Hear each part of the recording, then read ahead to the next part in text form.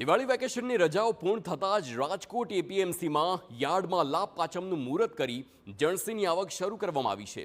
મગફળી, સોયાબીન, કપાસ સહિતના પાકની હરાજી આજથી શરૂ કરવામાં આવી, જેમાં મગફળીના ભાવ પ્રતિ 20 કિલોએ 1152 રૂપિયા બોલાયા હતા। ખેડૂતોને ટેકાના ભાવ કરતાં 300 થી 400 રૂપિયા ઓછા ભાવે મગફળી વેચવાની ફરજ પડી। ખેડૂતોને સરેરાશ મગફળીના ભાવ 900 થી લઈ 1150 મળી રહ્યા છે। એપીએમસીમાં પુષ્કળ આવક અને વરસાદી માહોલના કારણે જણસી બગડે નહીં તે માટે ટોકન સિસ્ટમ અમલી કરવામાં આવી છે। નવા વર્ષમાં લાભ પાંચમમાં મગફળીનું મુહૂર્ત કરવામાં આવ્યું છે અને ટોકન સિસ્ટમ ચાલુ કરાવી 100 થી 200 વાણ સોયાબીનના 200 વાણ મગફળીના મંગાવી અને અન્ય જણસી રૂટીન પ્રમાણે ખેડૂતો લઈને આવ્યા છે।